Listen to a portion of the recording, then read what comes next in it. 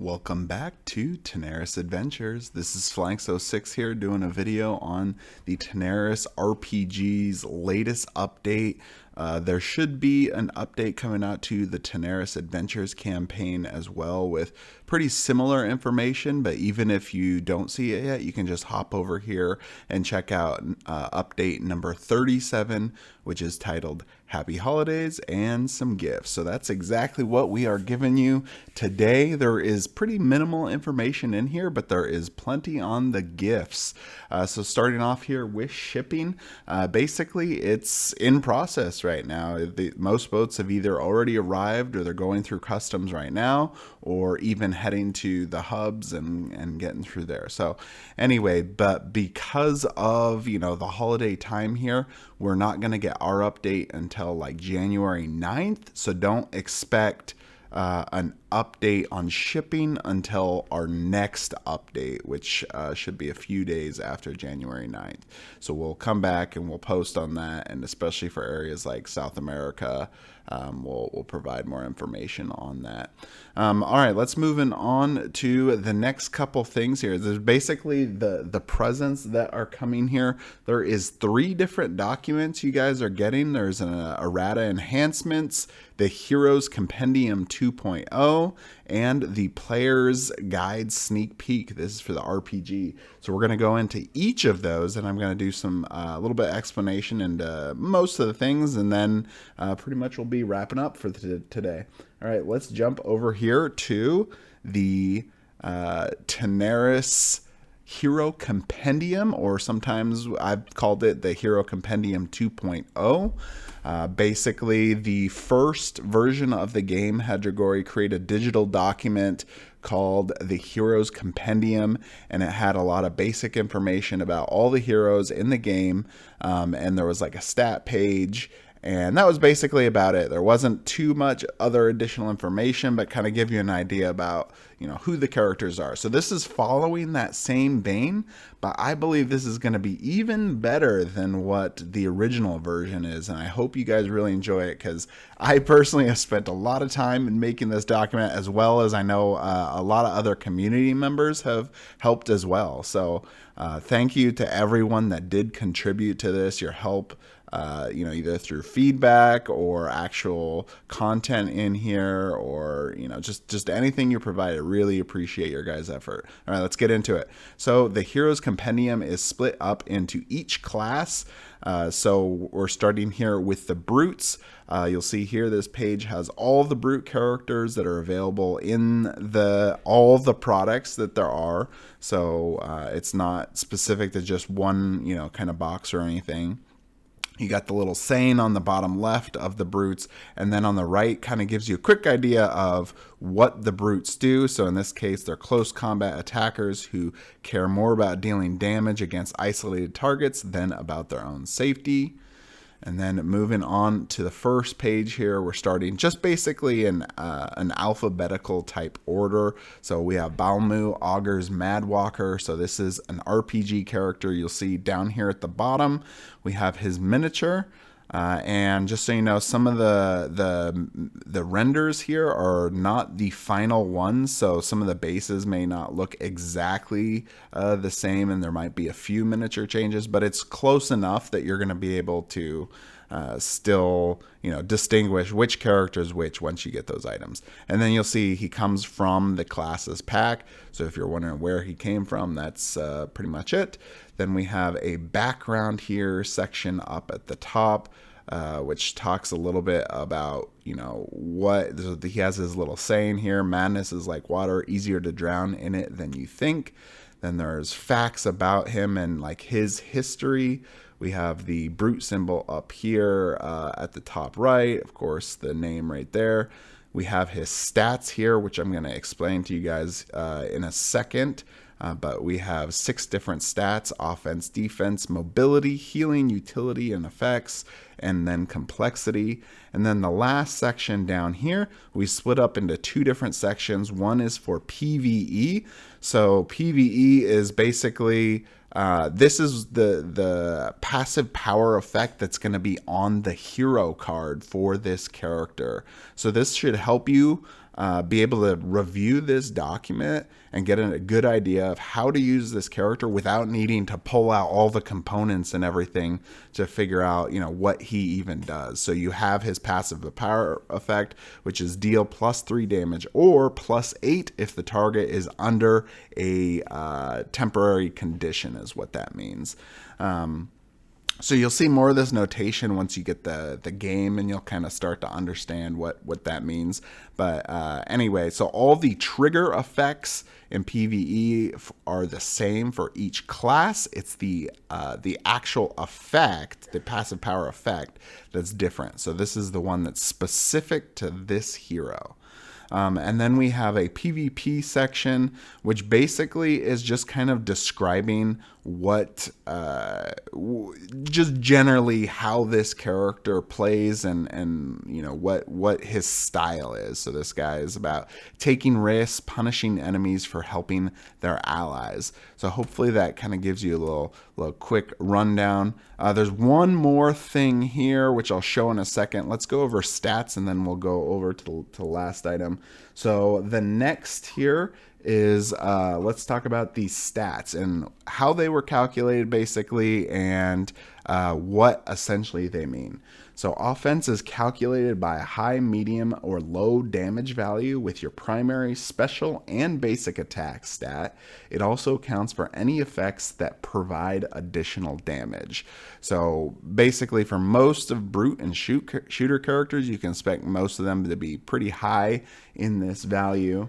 And then let's move on to the next stat. Defense is calculated by the hit point pool size, defense stat, and any defensive conditions like protected, toughened, or shielded, or effects that prevent or mitigate damage. So that's kind of give you an idea. So obviously brutes, which we talked about earlier, are pretty low in that. But this character is, each of these are specific to each character and how they've been evaluated.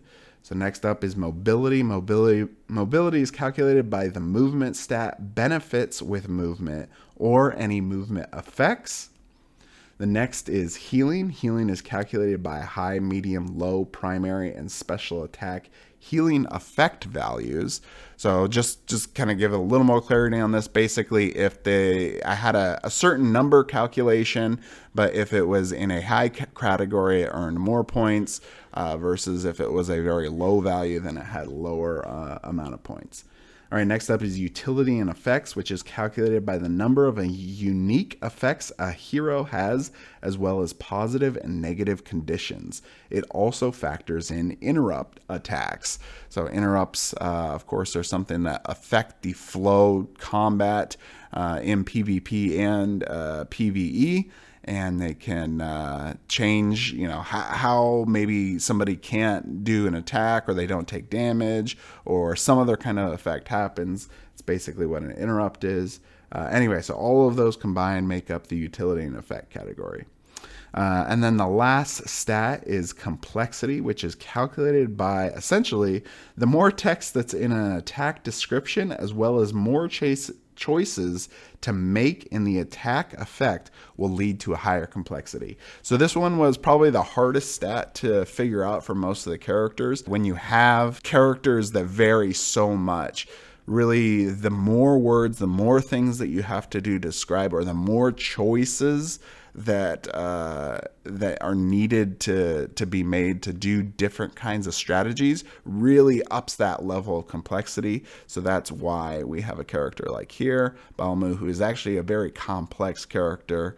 But don't let that deter you from playing any character here. It's just to try to give you a guideline. So if you have no idea at all anything about this character, you can get a quick idea just looking at these stats. So let's kind of, one other thing to point out is essentially what this range means. So it's on a 0 to 5 scale. Essentially, if you have a 0 value, like Balmu has 0 in healing here, he has no ability.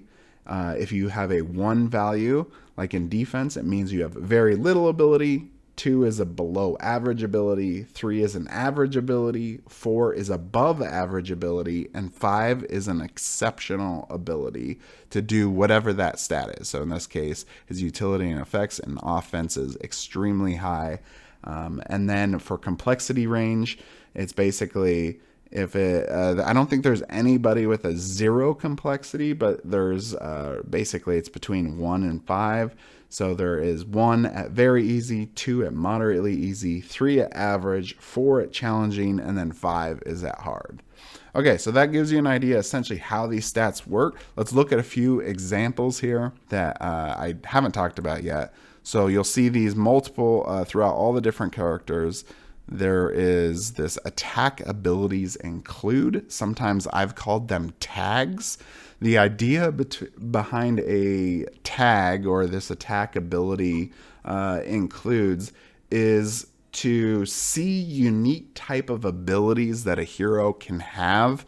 And this is basically across the spectrum, all of them, compared together. So that way you don't, you have something to go on and you get a really quick idea of what this character can do between the PvP text that's written and then what the tag or the attack abilities include.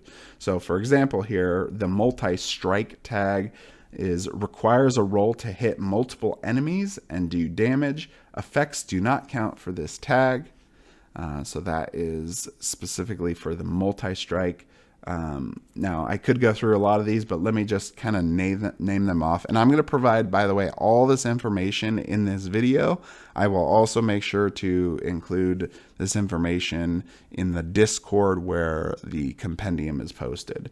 So the other tags are things like interrupt, which is a friendly or attacking interrupt that breaks the attack timeline. There's copy. That's using an ability that is not yours through copying or stealing effects. There is revive, bringing a hero back to life after they've been killed. There's dispel, which means removing or transferring an effect from an ally or an enemy. So basically you're either moving them, just completely moving it between characters, or you're just removing it altogether. And just for clarity too, dispel in PvE specifically is a way of you just remove an effect and that's it. This tag system that I've created is a naming system that I've come up with, and that's just to kind of help you guys better understand of what kind of abilities that these characters can do. And then the last tag here is called minions. So you either are using a companion, so all the commanders have that tag, or they have an attack effect that adds a minion that can do damage. So there's a few of those characters that have that. Not many, but I figured it was at least a worthy thing to note. Okay, this is the last thing that I want to talk about specifically for the Heroes Compendium. Honestly, I think this is the most important part of the compendium in my opinion. So a lot of new players, when they start, they don't really understand why they should pick one character over the other than going like, okay, well, this guy's a Minotaur and that guy's a werewolf and that guy's a vampire. Okay, that's cool. But other than that, they're like, I don't really understand what some of the differences are. Well, this is to kind of help with that aspect. So you can compare in all the different stats that were listed above of all the characters in that class. So we have all of our offense. So Blake is actually the only one with a lower offense there. But he's also the only one with healing. Defense, he's also Blake is a little bit higher, Gagnak's a little bit higher. All the other ones are very low defense. And then in terms of utility and effects, they're very varied between each of the heroes in that regard. Mobility, the mobility between a lot of the different characters does vary pretty well, and then the complexity definitely does as well. If you've ever seen me play Qatar, you'll know he's pretty much a you pick the ability and you roll the dice and you do damage and that's about it. versus, you know, you got like Morlo, you got Balmu, where you're using a lot of different effects, you're making choices, you need to use your movement to the right position, you got to position characters correctly to actually, you know, do damage and make a lot of an effect, versus Katara, you're just going to roll and do damage. So anyway, that is the stat page. That's going to exist for all the different classes. Just kind of give you an idea, here is the new Haran Doppelganger. He does have 3 of those new tags: Multi-Strike, Copy, and Dispel.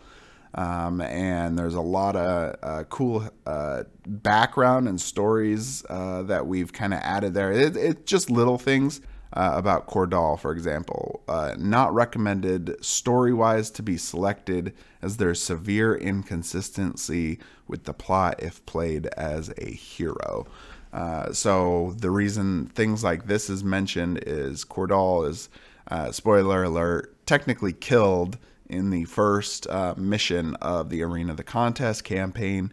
He is the orc chieftain, basically, that you kill at the beginning of the game, and you know, pretty much most people know this already at this point anyway, but so story wise he's already technically dead, but there's not really anything else that prevents you from playing that. It's just if you're trying to go from a very lore accurate way, this is probably not the character for that. You also notice that we have things like Lordrath here, who is a crossover character, which we mentioned that in a little bit about this character, but not all of them may have a lot of background, especially if they are from a different game. There's maybe not quite as much to say about them. The special class. So we did actually include the special class, which for people that don't know, it's basically, specials are characters that have unique passive power type of effects, and they are basically special. They don't fit within any of the class. They have different stats, they have different passive power effects, they all work very differently, unlike the other heroes, which all fit within a certain type of gameplay aspect. But we did include that. You will notice, though, that all the specials, there's an item here that they cannot be played in the Tanares PvE campaign. That is because there is no hero card for these characters. Some of these ones were already released prior to, but then some of them were never planned to be even a hero character. Like Golag is one of the main bad guy characters, and you're not really going to be able to like play him if you're you know, the good guy is trying to stop him. But anyway, so we even have it for the special class. At least for anything, this should be able to help you with PvP and get a better idea of how they will be used. Okay, so that is the Tanares Compendium, or the Heroes Compendium 2.0. Hope you guys really like that. Let's move on to the next basically present that Dragori's provided here, which is the Tanares Adventures Errata 1.0 and gameplay clarification. So, you know, as with any game, right, there's going to be issues that are found, you know, within the rule books, the journal, the quest book, you know, all throughout the game, cards and things like that. And we're going to post them in this document, which will be continually updated. So make sure to kind of keep coming back to this. It'll be posted in Discord and in BGG. And of course, you know, in our Kickstarter updates, we'll probably talk about them if there's, you know, updates as well. But otherwise, that's kind of the plan here. So we'll continue to post those with any changes. Next thing here is something that Alex kind of came up with to help people get started with the game, which I think is great. We gotta, you know, some people may be a bit overwhelmed. There's a lot of content coming in. You're not really sure where to start. So if you want to start the Tanares Adventures campaign, and this is the first time that you've ever played and you've never played the game before, basically, well, for one, you may want to have at least one person be kind of familiar with the rules or the rule book before you get started, but otherwise you can start the game here with the city book on page 2, and it actually does a pretty good job of walking you through the tutorial quests, which there are 2, and I've have shown already the 2 tutorial quests that are available in Tabletop Simulator if you want to give that a go as well. But basically, you're going to play the first and second quest and adventure card A and B. And anyway, work your way through that. And this kind of tells you exactly where you need to go. But it is written in the books. So this is just kind of like in case you get lost or you're not sure what to do. That is what you will be doing. After you complete those 2 tutorial quests is actually the real start of the game. And the real start of the game will be on adventure card D or E, depending on which one that you pick. You go through, play through the quests that you follow up with that, go through the journal, fill out your calendar, and then after you do that, you will do your first city phase, which I'll talk about here in a second. So if you've already played the game at least once and you already understand like the game, you don't need to do the tutorial anymore. The tutorial is just to help you understand how to play the game first, and then any subsequent plays you do after just start at this point here where you're week 1, phase 1. And then he does kind of show here a little bit what you expect after that. So you're going to play a total of 4 times through, where you do that first one, the second, which is written here. Then we have a 3rd time through city phase. And then on the 4th one, you're going to play 1 more adventure card and quest and journal and everything. And then you're going to follow it with the world phase. And I'm actually going to do a video probably next week on the world phase to describe that more in detail. And then that's basically, then after that, you finish the world phase, look at the city book, and then that's it. You're on to week 2 of basically, I think it's like a 6-week campaign. So that should get you well into the campaign and understanding the flow of the game. There's also a mention here on NPC cards. Alex thought that maybe some people might still be a little confused about NPC cards. Basically, you will use them in quests, and you will use them in the city phase. So in the city phase, you'll see down here this section of what the abilities and things that they can do. And then the quest power is the abilities that are gained for that hero character that assigns that NPC. And then there will be like these stats here that may be used in certain ability checks, where you'll combine your hero card with the abilities of these ones here that are assigned to your character, and you'll play with that. So anyway, that's an NPC card. Check that out if you want to learn more. Then we have the city phase detailed, where basically Alex walks you how to do the city phase, which is pretty simple. I've shown that before. It's pretty much about the same as it was before, just a few less options, I think. I did the Meeting Tanares Adventures video, so this is still very similar to that. But anyway, Alex has it a little more detailed there to help you understand how to play the city phase. All right, then basically this last part is just pure being able to use this as future save sheets. So I am going to try to get a more printer-friendly version, but this is the campaign logbook here. So first section you had is the campaign perks. Here's the phase calendar, the total lists of quests, the regions, which this will be used in the world phase section, and then war points, which will also be used between the quests and the world phase. And then the last page is the fact logs, and then writing down any of the puzzles you have completed, and then player notes.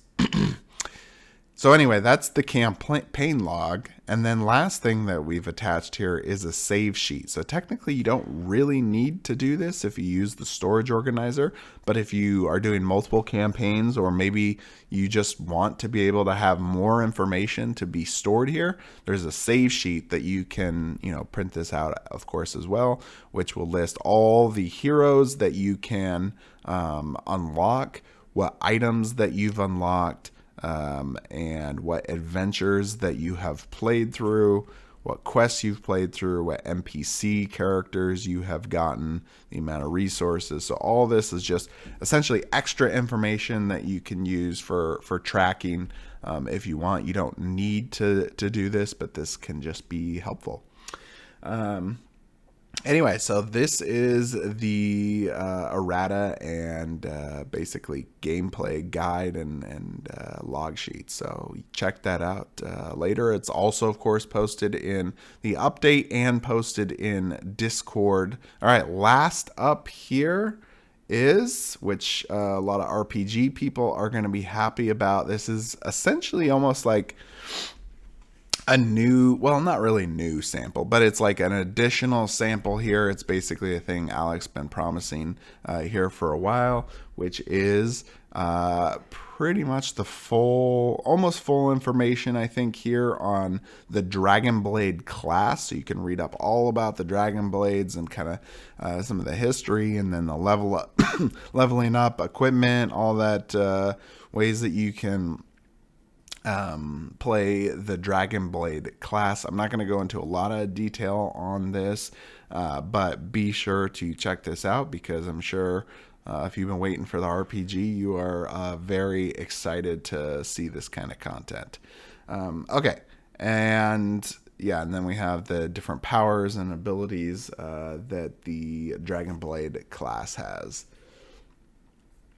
So there is a lot of stuff in here. Oh, and I guess another thing I should note too is since this is still kind of a work in progress, it's not 100% like complete. So you may find some grammatical errors. You may find, some weird inconsistencies here and there. Make sure to leave us some feedback, of course, of any issues that you find.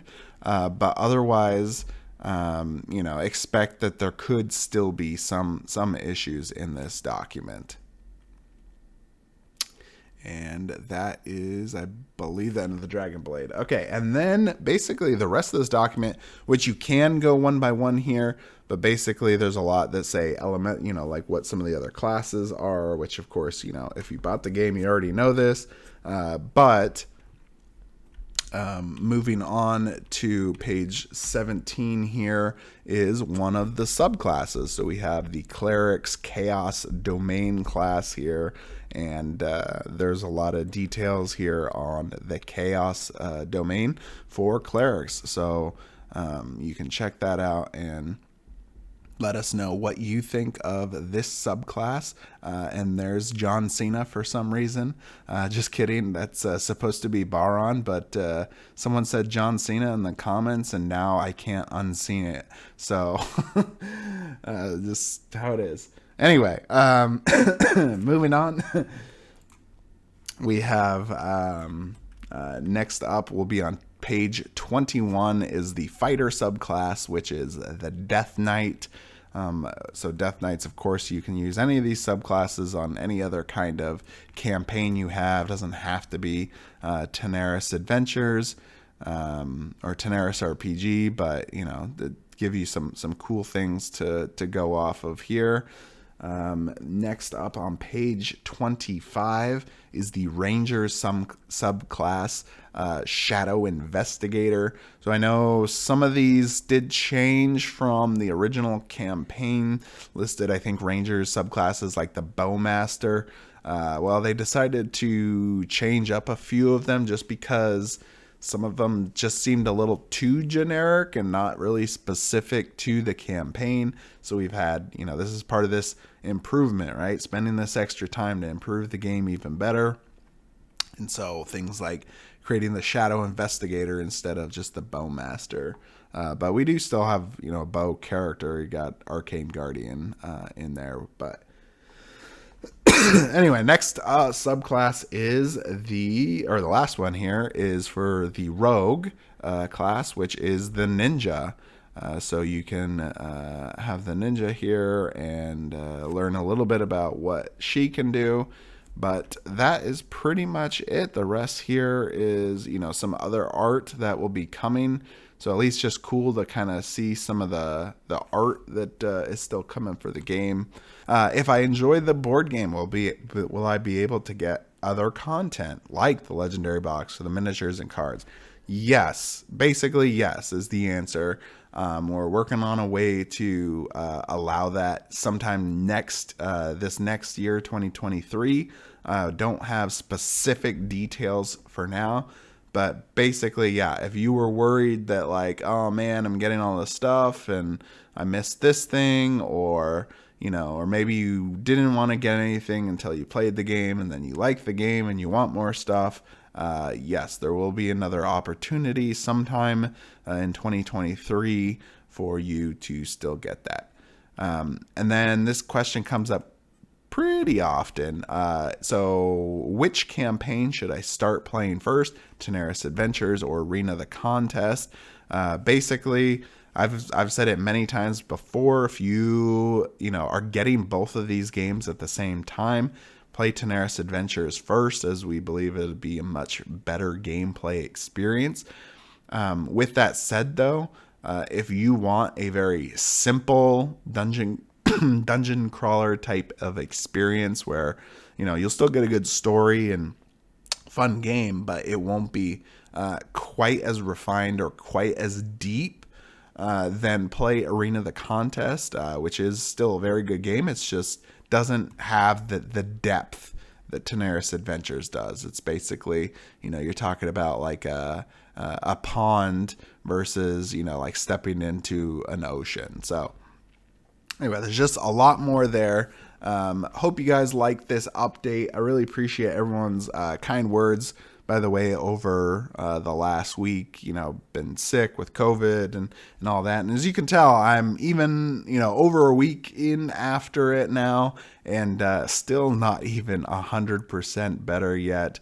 So still making some progress there, but at least I was able to get this video out for you guys today.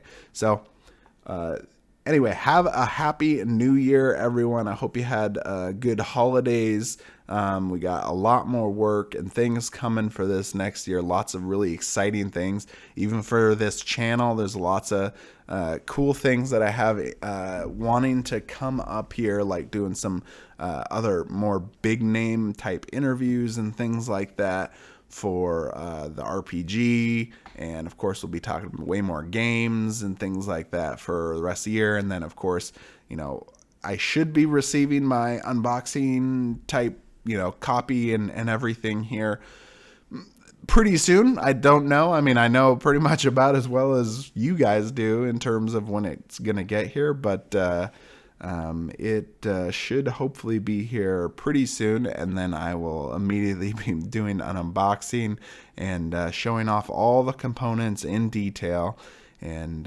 so that way you guys can get the full fill in here. So anyway, that is it for today. Really appreciate you guys watching, commenting, liking. Keep it up, and we'll have you in a better year next year. Anyway, that's it for today. We'll see you at the next one.